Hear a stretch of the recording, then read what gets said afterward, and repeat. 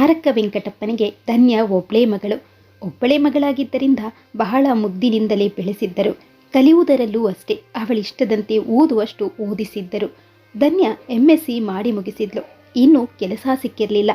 ಆದರೂ computer, mobile ಎಂಬ ಆಧುನಿಕ ಯುಗದಲ್ಲಿ ಅವಶ್ಯಕತೆಯಲ್ಲೊಂದು ಅವಳಿಗೆ ಮುಂದೆ ಅನುಕೂಲವಾಗಲೆಂದು ವೆಂಕಟಪ್ಪ ಲ್ಯಾಪ್ಟಾಪ್ ಖರೀದಿಸಿಕೊಟ್ಟಿದ್ದ.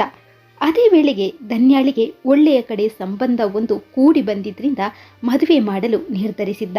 ಮದುವೆಯ ದಿನಾಂಕ ಗೊತ್ತಾಗಿದ್ದರೂ ಕೂಡ 3 ಹೊತ್ತು ಲ್ಯಾಪ್ಟಾಪ್, ಮೊಬೈಲ್ ಎಂದು ಮತ್ತೊಂದು ಹಿಡಿಯುವ ಮಗಳನ್ನು ನೋಡಿದಾಗ ತಾರಕ್ಕನಿಗೆ ಯಾಕೋ ಭಯ ಹುಡ್ತಾಯಿತು. ಹೆಣ್ಣು ಮಕ್ಕಳು ಇರುವ ರೂಪಾನ ಇದು. ಬೆಳಿಗ್ಗೆ ಎದ್ದರೆ ಒಂದಿನ ಬಾಗಿಲು ಸಾರಿಸುವುದಿಲ್ಲ, ರಂಗೋಲಿ ಹಾಕುವುದಿಲ್ಲ. ಹೋಗ್ಲಿ, ತೊಳೆದ ಬಾಳೆ ಎಲೆಗೆ ಉಪ್ಪು ಉಪ್ಪಿನಕಾಯಿ ಬಡಿಸುವುದು ಸಹ ಗೊತ್ತಿಲ್ಲ. ಈಗಿನ ಮಕ್ಕಳು ಹೇಗೆ ಜೀವನ ಮಾಡ್ತಾರೋ ದೇವರಿಗೆ ಗೊತ್ತು ಎಂದು ಅಲವತ್ತುಕೊಳ್ಳುತ್ತಾ ತಾರಕ್ಕ ಮಗಳ ಮದುವೆ ತಯಾರಿ ಮಾಡುತ್ತಲಿದ್ದರು. ಬೀಗರ ಉಪಚಾರಕ್ಕೆ, ಬಂದವರಿಗೆ ಪನಿವಾರಕ್ಕೆ, ಮಧ್ಯಾಹ್ನದ ಊಟದ ನಂತರ ಚಹದ ಜೊತೆ ತಿನ್ನುವುದಕ್ಕೆ ಒಗ್ಗರಣೆ ಮಂಡಕ್ಕಿ, ಖಾರದ ಅವಲಕ್ಕಿ, ಬಾಳೆಕಾಯಿ ಚಿಪ್ಸು, ಕರಿದ ಸೇವು, ಶೇಂಗಾ ಹಲ್ವಾ, ಇನ್ನೂ ಏನೇನು ಬಗೆ ಬಗೆಯ ತಿಂಡಿಗಳ ತಯಾರಿ. ಆಗಾಗ ಅಡಿಗೆ ಕೆಲಸಕ್ಕೆ ಹೋಗುವ ವನಜಕ್ಕನನ್ನು ಮಧ್ಯೆ ಕರೆದುಕೊಂಡು ಎಲ್ಲ ತಾನೇ ಮಾಡಿ ಡಬ್ಬ ತುಂಬಿಸಿ ಇಟ್ಟಿದ್ಲು. ಇನ್ನು ವೆಂಕಟಪ್ಪ ಮನೆಗೆ ಸುಣ್ಣ ಬಣ್ಣ ಎಂದು ಸಿಂಗರಿಸುವುದರಲ್ಲೇ ಮಗ್ನ. 1-2 ಜನ ಪೇಂಟರ್ಸನ್ನು ಕರೆಸಿ ಮನೆಗೆ ಸುಣ್ಣ ಬಣ್ಣ ಎಂದು ಹೊಡೆಸಿದ್ದ. ಇನ್ನು ಅಡುಗೆಯವರಿಗಂತೂ ಮುಹೂರ್ತ ಫಿಕ್ಸ್ ಆದ ದಿವಸವೇ ಹೇಳಿಕೆ ಮಾಡಿಕೊಂಡಿದ್ದ. ಮಾರನೇ ದಿವಸವೇ ಅಡುಗೆ ಕಾಂಟ್ರಾಕ್ಟರ್ ಕೃಷ್ಣನ್ನ ತಾನೇ ಖುದ್ದಾಗಿ ಮನೆಗೆ ಬಂದು ಮದುವೆ ದಿನ ಮಾಡಬೇಕಾದ ಸಿಹಿ ತಿಂಡಿಗಳು, ಊಟಕ್ಕೆ ಬೇಕಾದ ವ್ಯಂಜನಗಳು ಎಲ್ಲದರ ಬಗ್ಗೆ ಲಿಸ್ಟ್ ಮಾಡಿಕೊಂಡು ಹೋಗಿದ್ದ. ಎಷ್ಟು ಮಾಡಿದ್ರೂ ಒಂದಾದ ನಂತರ ಇನ್ನೊಂದು ಎಂದು ಕೆಲಸಗಳು ನೆನಪಾಗುತ್ತಲೇ ಇತ್ತು. ಕೆಲವೊಮ್ಮೆ ಗಡಿಬಿಡಿಯಲ್ಲಿ ಮುಖ್ಯವಾದ ಕೆಲಸಗಳೇ ಮರೆತು ಹೋಗುವ ಸಾಧ್ಯತೆಗಳಿರುತ್ತವೆ ಎಂದು ತಾರಕ್ಕನ ಬಳಿಯೂ ನೆನಪಿಸಲು ಹೇಳಿದ್ದ. ಇನ್ನು ತಾರಕ್ಕ ತನ್ನ ತವರಿಗೆ ಫೋನ್ ಮಾಡಿ ಮದುವೆ ಮುಗಿಯುವ ತನಕ ತಾಯಿಗೆ ಇಲ್ಲೇ ಇರುವುದಕ್ಕೆ ಕೇಳಿಕೊಂಡಿದ್ದಳು. ಎಷ್ಟೆಂದರೂ ಹಿರಿಯರು, ಅನುಭವಸ್ಥರು, ಮನೆಯ ಹಿರಿಯ ಜೀವ ಇದ್ರೇನೆ ಶೋಭೆ. ಅಲ್ಲದೆ ಅವರು ಶಾಸ್ತ್ರ ಸಂಪ್ರದಾಯ ಎಲ್ಲವನ್ನೂ ಅರಿತಿರ್ತಾರೆ. ಅದಲ್ಲದೆ ಮದುವೆ ಮುಂಜಿಯಂತಹ ಶುಭ ಕಾರ್ಯಗಳಲ್ಲಿ ಹಿರಿಯರಿದ್ದರೇನೆ ನಮಗೂ ಧೈರ್ಯ ಎಂಬುದು ಅವಳ ಯೋಚನೆ. ಮೊನ್ನೆ ತಾನೇ ಸಿದ್ದಾಪುರದ ಗಜಾನನ ಸ್ಟೋರ್ನಲ್ಲಿ ಮದುವೆ ಜವಳಿಯನ್ನು ಖರೀದಿಸಿಯಾಗಿತ್ತು. ಹತ್ತಿರದ ನೆಂಟರಿಷ್ಟರು, ಬೀಗರು ಮದುಮಕ್ಕಳಿಗೊಂದು ಭರ್ಜರಿ ಬಟ್ಟೆಗಳನ್ನೇ ತೆಗೆದಿದ್ದರು. ಮಗಳು ಧನ್ಯ ತನ್ನ ಬಟ್ಟೆಗಳನ್ನೆಲ್ಲ ಯಾವ ಟೈಲರ್ ಹತ್ರ ಕೊಟ್ಟಿದ್ದಾಳೋ ಏನೋ. ಮದುವೆಗೆ 2 ದಿವಸ ಮೊದಲಾದರೂ ಸಿಕ್ಕರೆ ಸಾಕು. ಈಗಂತೂ ಹೊಲಿಗೆಯವರಿಗೆ ಡಿಮ್ಯಾಂಡು. ಪುರ್ಸೊತ್ತು ಇರುವುದಿಲ್ಲ.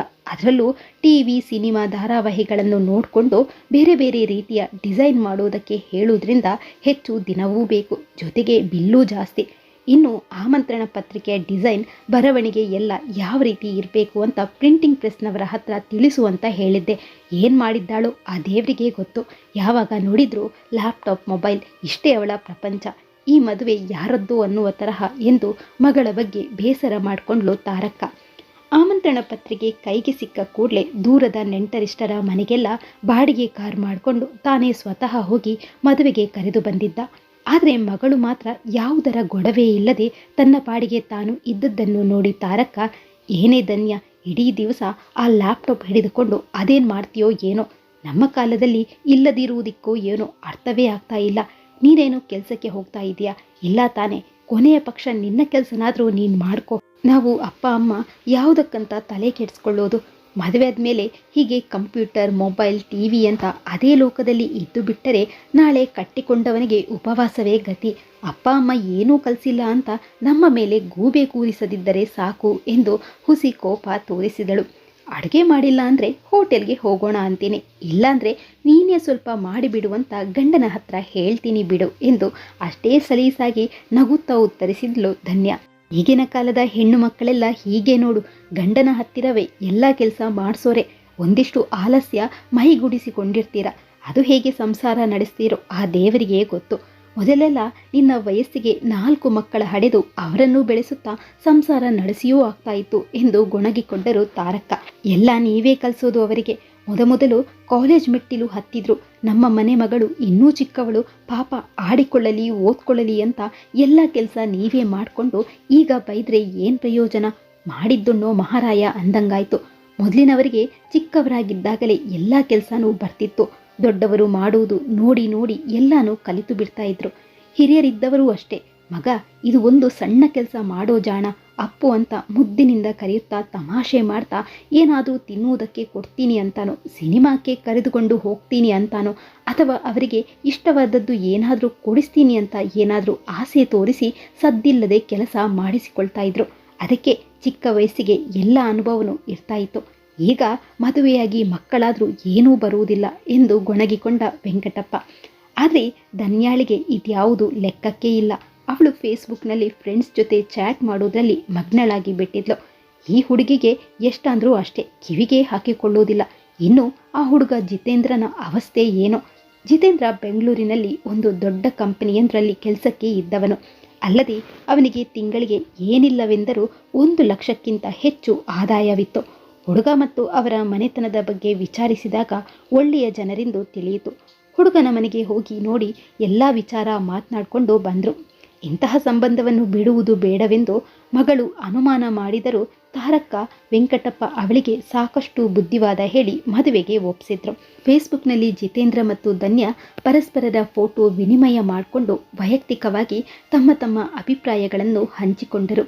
ಇಬ್ಬರೂ ಒಪ್ಪಿದ ಮೇಲೆ ಮತ್ತೆ ಯಾಕೆ ತಡ ಮಾಡುವುದು ಎನಿಸಿ ವೆಂಕಟಪ್ಪ ತಾರಕ್ಕ ಅವರ ಜಾತಕವನ್ನು ತೋರಿಸಿ ಎಲ್ಲವೂ ಸರಿಯಾಗಿ ಹೊಂದಿಕೆಯಾಗುತ್ತೆ ಎಂದು ಶಾಸ್ತ್ರಿಗಳು ಹೇಳಿದಾಗ ಒಂದು ಒಳ್ಳೆಯ ಮುಹೂರ್ತ ನೋಡಿ ಹತ್ತಿರದವರನ್ನು ಕರೆದು ಪುರೋಹಿತರ ಸಮ್ಮುಖದಲ್ಲಿ ನಿಶ್ಚಿತಾರ್ಥವನ್ನು ಮಾಡಿ ಮದುವೆಯ ದಿನಾಂಕವನ್ನು ಗೊತ್ತು ಮಾಡಿದ್ದರು. ಆಮೇಲಂತೂ ಆಗಾಗ ಜಿತೇಂದ್ರ ಮತ್ತು ಧನ್ಯ ಫೇಸ್ಬುಕ್ನಲ್ಲಿ ಚಾಟ್ ಮಾಡುತ್ತಾ ತಮ್ಮ ಮನಸ್ಸಿನ ಭಾವನೆಗಳನ್ನು ಹಂಚಿಕೊಂಡಿದ್ದರು. ತಮ್ಮ ಫ್ರೆಂಡ್ಸ್ಗಳನ್ನೆಲ್ಲ ಪರಿಚಯಿಸಿಕೊಂಡಿದ್ರು. ಜಿತೇಂದ್ರ ಊರಿಗೆ ಬಂದಾಗ ಇಬ್ಬರು ಭೇಟಿಯಾಗಿ ಸುತ್ತಾಡಿದರು. ನೋಡುತ್ತಿದ್ದಂತೆ ಮದುವೆಯ ದಿವಸ ಹತ್ತಿರ ಬಂದೇ ಬಿಟ್ಟಿತು. ಮನೆಯಲ್ಲಿ ಎಲ್ಲರಿಗೂ ಸಂಭ್ರಮ. ನೆಂಟರಿಷ್ಟರ ಮನೆಗೆಲ್ಲ ಇನ್ವಿಟೇಷನ್ ಸಹ ಹಂಚಿ ಮುಗಿದಿತ್ತು. ಹೀಗಿರುವಾಗ ಮದುವೆಗೆ 8 ದಿವಸ ಮೊದಲು ಮದುಮಗ ಜಿತೇಂದ್ರನ ತಂದೆ ವೆಂಕಟಪ್ಪನವರಿಗೆ ಫೋನ್ ಮಾಡಿ, ನೋಡಿ, ಹೀಗೆ ಹೇಳ್ತಾ ಇದ್ದೇನೆ ಎಂದು ಬೇಸರ ಮಾಡ್ಕೋಬೇಡಿ. ನಮಗೆ ಈ ಸಂಬಂಧವನ್ನು ಮುಂದುವರಿಸಲು ಇಷ್ಟವಿಲ್ಲ. ನಮ್ಮ ಮಗನೇ ನಿಮ್ಮ ಮಗಳನ್ನು ಮದುವೆಯಾಗಲು ನಿರಾಕರಿಸ್ತಾ ಇದ್ದಾನೆ. ಇದು ಅವನ ಬದುಕು ಮತ್ತು ಭವಿಷ್ಯದ ಪ್ರಶ್ನೆ ಆಗಿದ್ದರಿಂದ ಆ ವಿಚಾರವಾಗಿ ನಾವೇನು ಮಾಡಲಾರೆವು. ಅವನ ತೀರ್ಮಾನವೇ ನಮ್ಮದು. ಮದುವೆ ಆದಮೇಲೆ ಭಿನ್ನಾಭಿಪ್ರಾಯ ಶುರುವಾಗಿ ಹೊಂದಾಣಿಕೆಯಾಗದೆ ಡೈವರ್ಸ್ ಮಾಡುವುದಕ್ಕಿಂತ ಈಗಲೇ ಮುರಿದುಕೊಂಡರೆ ಆಗುವ ಸಮಸ್ಯೆಯನ್ನು ತಪ್ಪಿಸಿದಂತಾಗುತ್ತದೆ. ನಿಮ್ಮ ಮಗಳಿಗೆ ಬೇರೆ ಕಡೆ ವರನನ್ನು ಹುಡುಕಿಕೊಳ್ಳಬಹುದು. ನಾವು ಈ ವಿಷಯಕ್ಕೆ ತಲೆ ಹಾಕುವುದಿಲ್ಲ ಎಂದು ಖಡಾಖಂಡಿತವಾಗಿ ಹೇಳಿ ಉತ್ತರಕ್ಕೂ ಕಾಯದೆ ಫೋನ್ ಇಟ್ಟುಬಿಟ್ರು. ಬೀಗರ ಕಠೋರವಾದ ಮಾತಿನಿಂದ ವೆಂಕಟಪ್ಪ ತಾರಕ್ಕನಿಗೆ ಆಕಾಶವೇ ಕಳಚಿ ತಲೆ ಮೇಲೆ ಬಿದ್ದಂತಾಯಿತು. ದೇವರೇ, ಇದೆಂತಹ ಪರೀಕ್ಷೆ ನಿನ್ನದು. ನಮ್ಮ ಮಗಳು ಏನು ತಪ್ಪು ಮಾಡಿದ್ದಾಳೆ?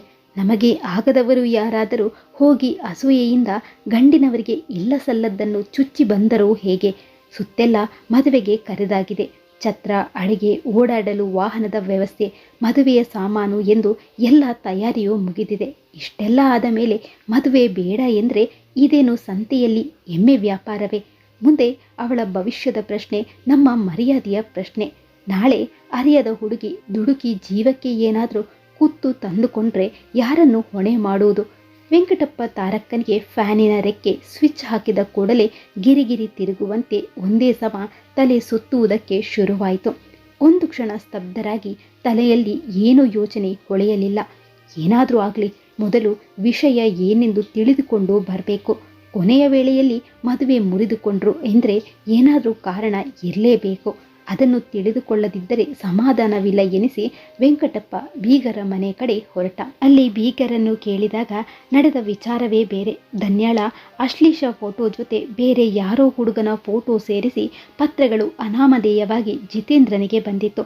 ಫೇಸ್ಬುಕ್ನಲ್ಲಿ ಅಲ್ಲದೆ ಅವನ ಆಫೀಸಿನ ವಿಳಾಸಕ್ಕೂ ಬಂದಿತ್ತು. ಇಷ್ಟೊಂದು ಸಾಕ್ಷಿ ಪುರಾವೆಗಳಿರುವಾಗ ಮದುವೆ ಗಂಡು ಹೇಗೆ ಮದುವೆಯಾಗುವುದಕ್ಕೆ ಮುಂದೆ ಬರ್ತಾನೆ? ಅದಕ್ಕೆ ಸಂಬಂಧವೇ ಬೇಡವೆಂದರು. ಬೀಗರ ಮಾತಿನಿಂದ ಸತ್ಯ ತಿಳಿದಾಗ ವೆಂಕಟಪ್ಪ ಏನೂ ಮಾತನಾಡಲಿಲ್ಲ. ತನ್ನ ಮಗಳದ್ದೇ ಎಲ್ಲವೂ ತಪ್ಪಿರುವಾಗ ಎಲ್ಲರೆದುರು ತಲೆ ತಗ್ಗಿಸುವುದು ಅವನಿಗೆ ಅನಿವಾರ್ಯವಾಗಿತ್ತು. ಮನೆಗೆ ಹೋದವನೇ ಹೆಂಡತಿಯ ಬಳಿ ಏನೂ ಮಾತನಾಡಲಿಲ್ಲ. ತಾರಕ್ಕನಿಗೂ ಇಲ್ಲದ ಆತಂಕ, ವಿಷಯ ತಿಳಿಯುವ ಕುತೂಹಲ. ಎಲ್ಲಾದರೂ ಬೀಗರು ತಮ್ಮ ನಿರ್ಧಾರ ಬದಲಾಯಿಸಿ ಪುನಃ ಮದುವೆಯ ಆಲೋಚನೆ ಮಾಡಿದರೋ ಎನ್ನುವ ವಿಷಯ ತಿಳಿಯುವ ಆಸೆ. ಆದರೆ ಹಾವು ಬುಸುಗುಡುವಂತೆ ಬುಸು ಬುಸು ಎನ್ನುತ್ತಾ ಮೇಲಿನ ಮಗಳ ಕೋಣೆಗೆ ಹೋದ ವೆಂಕಟಪ್ಪ. ತಮಗೆ ಗೊತ್ತಿಲ್ಲದೆ ಇಷ್ಟೆಲ್ಲ ಹಗರಣ ಮಾಡಿಕೊಂಡು ಏನು ಅರಿಯದವಳಂತೆ ಇರುವ ಮಗಳ ಮೇಲೆ ಕೆಂಡ ಕಾರಿದ. 3 ಹೊತ್ತು ರೂಮ್ನಲ್ಲಿ ಕುಳಿತು ಮಾಡಿದ್ದು ಇದೇ ಘನಂದಾರಿ ಕೆಲಸನ. ಒಬ್ಳೆ ಮಗಳು ಅಂತ ಗಿಣಿ ಸಾಕಿದ ಹಾಗೆ ಸಾಕಿದ್ವಿ. ಒಂದೇ ಒಂದು ದಿನ ಬೈದಿಲ್ಲ.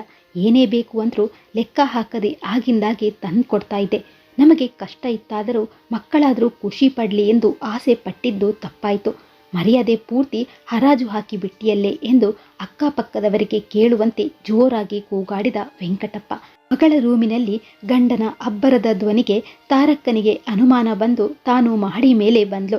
ಗಂಡನಿಗೆ ಇಷ್ಟೆಲ್ಲ ಸಿಟ್ಟು ಬಂದಿದ್ದನ್ನು ಆಕೆ ಯಾವತ್ತೂ ನೋಡಿರಲೇ ಇಲ್ಲ. ಯಾಕೆ ಇವತ್ತು ದುರ್ವಾಸ ಮುನಿಯ ಹಾಗೆ ಸಿಟ್ಟಿನಿಂದ ಕೂಗಾಡ್ತಾ ಇದ್ದಾರೆ ಎಂಬುದು ಅವಳಿಗೆ ಒಗಟಾಗಿತ್ತು. ಈಗಿನ ಮಕ್ಕಳು ಎಲ್ಲದರಲ್ಲೂ ಹುಷಾರು. ಅದರಲ್ಲೂ ಅಪ್ಪ ಅಮ್ಮನಿಗೆ ಗೊತ್ತಾಗದ ಹಾಗೆ ಗುಟ್ಟಾಗಿ ಎಲ್ಲ ವ್ಯವಹಾರವನ್ನು ಮುಗಿಸ್ತಾರೆ. ಮೊಬೈಲ್, ಕಂಪ್ಯೂಟರ್ಗಳಂತಹ ಆಧುನಿಕ ಸಲಕರಣೆಗಳೆಲ್ಲ ನಮ್ಮಂಥವರಿಗೆ ಗೊತ್ತಾಗುವುದಿಲ್ಲ. ಎಲ್ಲವೂ ಗೊತ್ತಿದೆ ಎಂದು ತೋರಿಸಿಕೊಳ್ಳುವ ಇವತ್ತಿನ ಮಕ್ಕಳು ಏನೇನು ಮಾಡ್ತಾರೆ ಒಂದೂ ತಿಳಿಯುವುದಿಲ್ಲ ಎನ್ನುತ್ತಾ ಸಿಟ್ಟಲ್ಲಿ ಮಗಳಿಗೆ ಚೆನ್ನಾಗಿ ಬೈದು ಒಂದೇಟು ಬಾರಿಸ್ಬಿಟ್ರು. ಇದ್ಯಾವುದನ್ನು ಅರಿಯದ ಹುಡುಗಿ ಧನ್ಯ ಅಪ್ಪನ ವರ್ತನೆಗೆ ಕಂಗಾಲಾಗಿದ್ಲು. ಅಪ್ಪ, ನಾನೇನು ತಪ್ಪು ಮಾಡಿದೆ ಎಂದು ಅಳುವುದಕ್ಕೆ ಶುರು ಮಾಡಿದ್ಲು.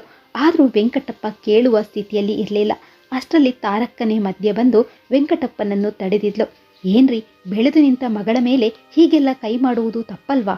ನಾವು ಹಿರಿಯರು, ತಿಳುವಳಿಕೆ ಇದ್ದವರು, ಸ್ವಲ್ಪ ತಾಳ್ಮೆ ತಂದುಕೊಳ್ಬೇಕು. ಈಗ ನಡೆದದ್ದಾದರೂ ಏನು ಹೇಳಿ?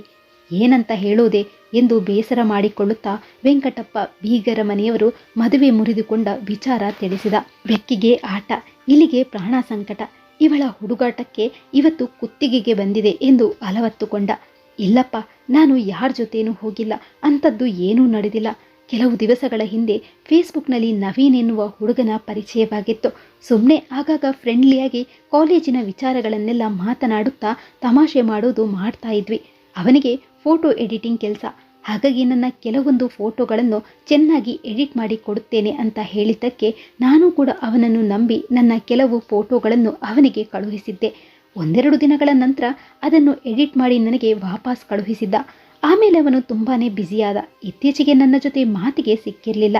ಈಗ ಮದುವೆ ಸೀಸನ್ ಆಗಿರೋದ್ರಿಂದ ಫೋಟೋ ಎಡಿಟಿಂಗ್ ಕೆಲಸ ತುಂಬಾ ಇರುತ್ತೆ ಅಂತ ನಾನು ಕೂಡ ಅದರ ಬಗ್ಗೆ ಹೆಚ್ಚಾಗಿ ತಲೆ ಕೆಡಿಸ್ಕೊಳ್ಳಿಲ್ಲ. ನನ್ನ ಮತ್ತು ಜಿತೇಂದ್ರನ ಫೋಟೋ, ಅವನ ಕೆಲಸ, ಕಂಪನಿಯ ವಿಚಾರಗಳನ್ನೆಲ್ಲ ಹೇಳಿ ಮದುವೆಯ ಕಾರ್ಡ್ ಕಳಿಸುವುದಾಗಿ ತಿಳಿಸಿದ್ದೆ. ಅದಕ್ಕೆ ಅವನಿಂದ ಯಾವ ಪ್ರತ್ಯುತ್ತರನೂ ಬಂದಿರಲಿಲ್ಲ. ಆದರೆ ಅವನ ಮನಸ್ಸಿನಲ್ಲಿ ಏನು ಉದ್ದೇಶವಿತ್ತು ಗೊತ್ತಿಲ್ಲ. ಆತ ಯಾರ್ಯಾರದ್ದೋ ಫೋಟೋ ಜೊತೆ ನನ್ನ ಫೋಟೋ ಸೇರಿಸಿ ಅಸಹ್ಯ ರೀತಿಯಲ್ಲಿ ಹೊಂದಿಸಿ ಅದನ್ನು ಜಿತೇಂದ್ರನಿಗೆ ಕಳುಹಿಸಿ ಈ ರೀತಿಯಾಗಿ ನನ್ನ ಮೇಲೆ ಸೇಡು ತೀರಿಸಿಕೊಂಡಿರಬಹುದು. ಸತ್ಯವಾಗ್ಲೂ ನನಗೇನು ಗೊತ್ತಿಲ್ಲ ಅಮ್ಮ, ನೀನಾದರೂ ಹೇಳು ಅಪ್ಪನಿಗೆ ಎಂದು ಧನ್ಯ ಅಳುವುದಕ್ಕೆ ಶುರು ಮಾಡಿದ್ಲು. ಮಗಳ ಮುಗ್ಧತೆಗೆ ತಾರಕ್ಕನಿಗೆ ಏನು ಹೇಳಬೇಕೋ ಗೊತ್ತಾಗಲಿಲ್ಲ.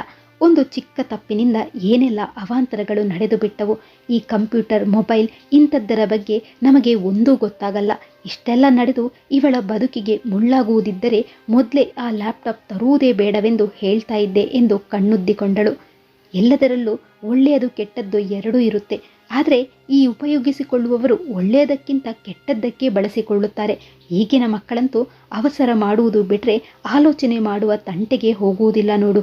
ಇವರು ಮಾಡುವ ಕೆಲಸಕ್ಕೆ ಏನೆಲ್ಲ ಆಗಬಹುದು ಎಂಬುದು ಕೂಡ ಗೊತ್ತಾಗದಷ್ಟು ಬುದ್ಧಿ ಇಲ್ವಾ ಎಂದು ಬೈದುಕೊಂಡ ವೆಂಕಟಪ್ಪ. ಸರಿ, ಆಗಿದ್ದು ಆಗೋಯ್ತು. ಇನ್ನೊಂದ್ಸಲ ಬೀಗರ ಮನೆಗೆ ಹೋಗಿ ನಡೆದ ವಿಚಾರ ತಿಳಿಸಿದ್ರೆ ತಪ್ಪನ್ನು ಸರಿ ಮಾಡಬಹುದಿತ್ತೇನೋ ಎಂದು ತನ್ನ ಮನಸ್ಸಿನಲ್ಲಿರುವ ಸಣ್ಣ ಆಸೆಯನ್ನು ವ್ಯಕ್ತಪಡಿಸಿದ್ಲು ತಾರಕ್ಕ. ವೆಂಕಟಪ್ಪನಿಗೂ ತಾರಕ್ಕ ಹೇಳಿದ್ದು ಸರಿ ಎನಿಸಿತು. ಮುಂಜಾನೆಯೇ ಇದ್ದ ಎಲ್ಲ ಕೆಲಸ ಅಲ್ಲೇ ಬಿಟ್ಟು ಬೀಗರ ಮನೆ ಕಡೆ ಹೊರಟ. ಎಲ್ಲರೂ ಮನೆಯಲ್ಲೇ ಇದ್ರು. ಕಾಕತಾಳೀಯವೆಂಬಂತೆ ಯಾವುದೂ ಕೆಲಸದ ಮೇಲೆ ಬೆಂಗಳೂರಿನಿಂದ ಬಂದಿದ್ದ ಜಿತೇಂದ್ರನೂ ಇದ್ದ. ವೆಂಕಟಪ್ಪ ತನ್ನ ಮಗಳ ಒಂದು ಸಣ್ಣ ತಪ್ಪಿನಿಂದಾದ ಎಲ್ಲ ವಿಷಯಗಳನ್ನು ವಿವರವಾಗಿ ತಿಳಿಸಿದ. ಆಮೇಲೆ ಜಿತೇಂದ್ರನ ಬಳಿ, ನೀವು ವಿದ್ಯಾವಂತರು, ತಿಳುವಳಿಕೆ ಇದ್ದವರು, ಹೊರಗಡೆ ಏನೆಲ್ಲ ಅವಾಂತರಗಳು, ದುರುಪಯೋಗಗಳು ನಡೆಯುತ್ತವೆ ಎನ್ನುವುದೆಲ್ಲ ನಿಮಗೆ ಗೊತ್ತಿದೆ. ತಿಳಿಯದೆ ನಮ್ಮ ಮಗಳಿಂದ ತಪ್ಪಾಗಿದೆ. ಆಕೆ ಅದನ್ನು ಒಪ್ಪಿಕೊಂಡು ನೋವುಣ್ಣುತ್ತಿದ್ದಾಳೆ. ಕಣ್ಣಾರೆ ಕಂಡರೂ ಪರಂಬರಿಸಿ ನೋಡು ಎನ್ನುವ ಗಾದೆ ಇದೆ. ದಯವಿಟ್ಟು ಇನ್ನೊಂದು ಸಲ ಇದರ ಬಗ್ಗೆ ಆಲೋಚನೆ ಮಾಡಿದ್ದರೆ ಒಳ್ಳೆಯದಿತ್ತು. ನಮ್ಮ ಮರ್ಯಾದೆ, ಅವಳ ಭವಿಷ್ಯ ಎರಡೂ ನಿಮ್ಮ ಕೈಯಲ್ಲಿದೆ ಎಂದು ಕಣ್ಣೀರು ಹರಿಸಿದ.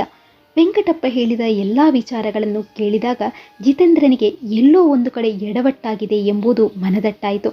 ತಾನು ವಿಚಾರ ಮಾಡದೆ ಮದುವೆ ಮುರಿದುಕೊಳ್ಳುವ ನಿರ್ಧಾರ ಮಾಡಿದೆ ಎಂಬ ಪಶ್ಚಾತ್ತಾಪವೂ ಆಯಿತು. ನಾನು ಧನ್ಯಾಳ ಬಗ್ಗೆ ತಪ್ಪು ತಿಳಿದುಕೊಂಡೆ. ದಯವಿಟ್ಟು ಅನ್ಯತಾ ಭಾವಿಸಬೇಡಿ. ಅದಕ್ಕೋಸ್ಕರ ಕ್ಷಮೆ ಇರಲಿ. ಆಗಿದ್ದು ಆಗಿ ಹೋಯಿತು. ಸಂಬಂಧವನ್ನು ಮುಂದುವರಿಸೋಣ. ಧನ್ಯಾಳಿಗೆ ನಾನೇ ಫೋನ್ ಮಾಡ್ತೇನೆ, ಅವಳಿಗೂ ಖುಷಿಯಾಗುತ್ತೆ ಎಂದಾಗ ವೆಂಕಟಪ್ಪನಿಗೆ ಹಾಲು ಕುಡಿದಷ್ಟು ಸಂತೋಷವಾಯಿತು. ವೆಂಕಟಪ್ಪ ಸಿಹಿ ಸುದ್ದಿ ಮನೆಗೆ ತಿಳಿಸಲು ಅವಸರದಿಂದ ಹೊರಟ. ಅವನ ಮುಖದಲ್ಲಿ ಗೆಲುವಿನ ಕಳೆ ಎದ್ದು ಕಾಣ್ತಾ ಇತ್ತು. ಅಲ್ಲಿಗೆ ಸುಮ್ಮನಿರದ ಜಿತೇಂದ್ರ ಆ ಹುಡುಗನ ವಿರುದ್ಧ ಪೊಲೀಸ್ ಸ್ಟೇಷನ್ನಲ್ಲಿ ಕಂಪ್ಲೇಂಟ್ ಕೊಡ್ತಾನೆ. ಪೊಲೀಸ್ನವರು ಅವನನ್ನು ಹುಡುಕಿಕೊಂಡು ಚೆನ್ನಾಗಿ ಬೆಂಡೆತ್ತಿದಾಗ ತಾನು ಮಾಡಿರುವ ನೀಚ ಕೆಲಸವನ್ನು ಒಪ್ಪಿಕೊಳ್ತಾನೆ. ಅದಕ್ಕಾಗಿ ಅವನಿಗೆ ಶಿಕ್ಷೆಯೂ ಆಗುತ್ತೆ. ಹಾಗೆ ನಿಗದಿಯಾದ ದಿನಾಂಕದಂದು ಅದೇ ಮುಹೂರ್ತಕ್ಕೆ ಧನ್ಯ ಹಾಗೂ ಜಿತೇಂದ್ರನ ಮದುವೆ ನಡೆಯುತ್ತೆ. ಈ ಕಥೆ ನಿಮ್ಗೆ ಇಷ್ಟ ಆಗಿದೆ ಅಂತ ಅಂದ್ಕೊಂಡಿದ್ದೇನೆ. ಇಷ್ಟ ಆಗಿದ್ರೆ ವಿಡಿಯೋಗೊಂದು ಲೈಕ್ ಕೊಡಿ, ಹಾಗೆ ಪ್ಲೀಸ್ ಸಬ್ಸ್ಕ್ರೈಬ್ ಕೂಡ ಮಾಡ್ಕೊಳ್ಳಿ. ಧನ್ಯವಾದಗಳು.